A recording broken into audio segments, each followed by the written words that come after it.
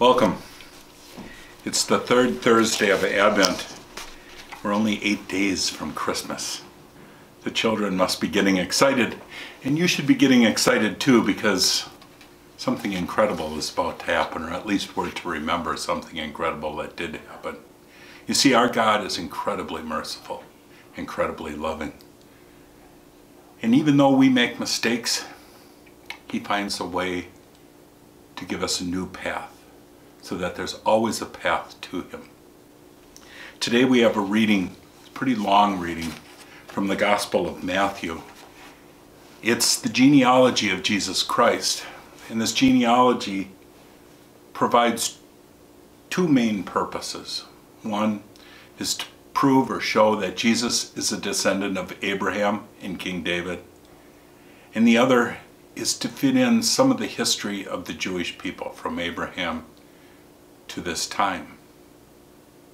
Those things are pretty obvious in the reading, but there's a couple other things that are less obvious.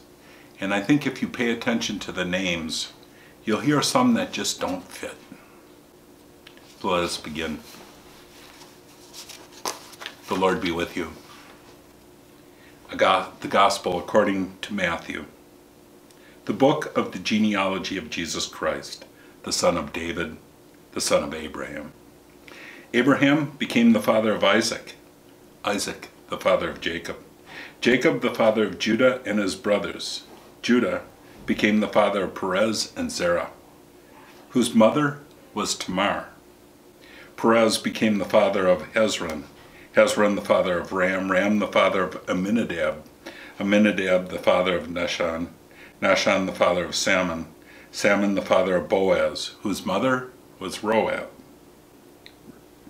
Boaz became the father of Obed, whose mother was Ruth. Obed became the father of Jesse, Jesse the father of David, the king. David became the father of Solomon, whose mother had been the wife of Uriah. Solomon became the father of Rehoboam, Rehoboam the father of Abijah, Abijah the father of Asphah, Asphah the father of Jehoshaphat,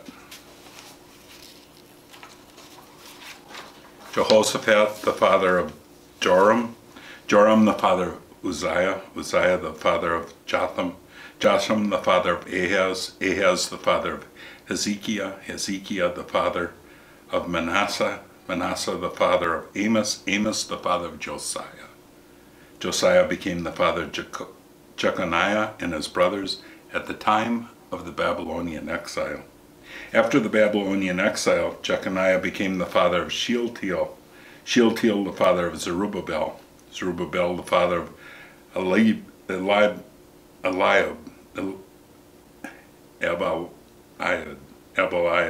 became the father of Eliakim, Eliakim the father of Azor, Azor the father of Zadok, Zadok became the father of Achim, Achim the father of Eliad, Eliad the father of Eleazar, Eleazar became the father of Mathan, Mathan the father of Jacob, Jacob the father of Joseph, the husband of Mary. Of her was born Jesus, who is called the Christ. Thus the total number of generations from Abraham to David is 14 generations. From David to the Babylonian exile, 14 generations. From the Babylonian exile to Christ, 14 generations. The Gospel of the Lord. In this reading, it starts off right off the bat with Jacob. Jacob is the grandson of Abraham. You see, the interesting part about Jacob is Jacob stole his birthright from his older brother. God could have thrown up his hands and said, oh well, we have to start over, but he didn't. Instead, he found a way to lay a new path so that the line to Jesus could come through Jacob. You see, our God's incredibly merciful. Every time we fail, every time we sin, He doesn't cut off the path to Him. He gives us a new path. He forgives us. The next name that came up is a woman named Tamar. Tamar was the daughter-in-law of Judah. You see, her husband had died without any offspring. And under Jewish tradition, that meant her brother-in-law was to marry her and produce that offspring, but he didn't. And so that left Judah with a difficult situation. Judah should have let Tamar free from her marriage commitment, but he didn't. Instead, he sent her home to her father to live a celibate life. This really wasn't what Jewish law prescribed. So Tamar figured out a way to provide a descendant to Judah. You see, she tricked him. He was probably drunk, but she had sex with him. And when she had sex with him and had a baby from that union, that baby is in the line of Jesus. Again, God could have cut it off and started over, but he didn't. Instead, he chose to create a new path through the sins of man. The next woman that comes along is Rahab. Rahab was a prostitute in Jericho. When Joshua came to Jericho to conquer that city, he sent some spies into the city. Those spies were found out by the king, and the king was looking for them to kill them. And Rahab hid them on her roof. In exchange, she was given freedom or her life saved for her and her family by hanging a scarlet sheet outside of her window when the Jewish people conquered Jericho. Again, God could have chosen not to go through this woman, Rahab, but he chose to use her. She became the wife of Salmon, and their son is in the lineage to Jesus. The next woman is a testimony to true faith, commitment, loyalty. Her name's Ruth.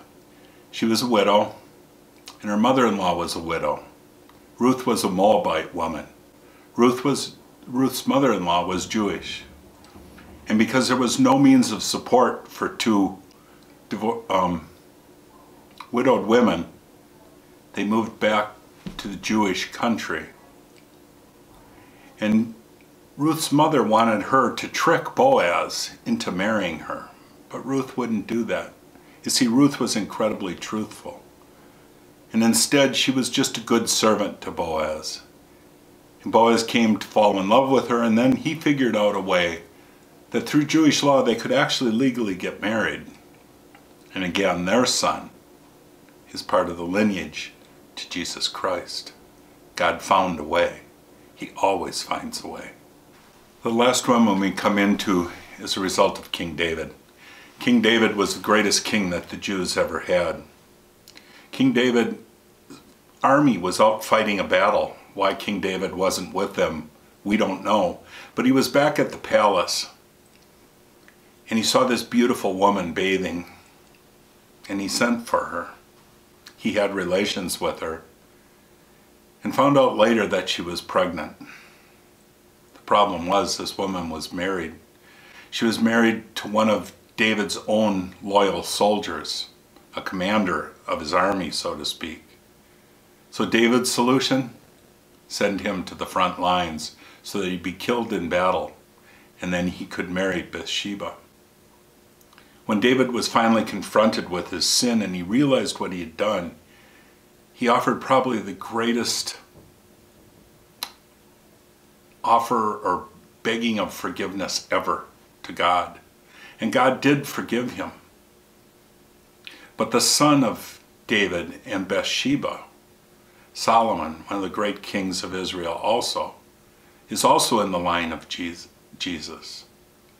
And so you can see that our God's always working, always creating, always trying to find a way to bring us to him.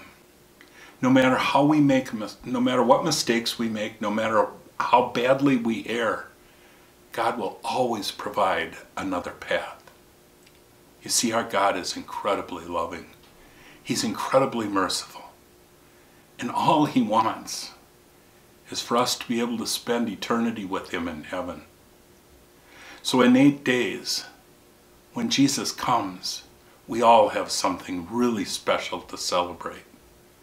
We have the chance to celebrate our chance to live in the divinity of Jesus Christ. to live forever with our God. May God bless you. May you have a beautiful Advent and an amazing Christmas.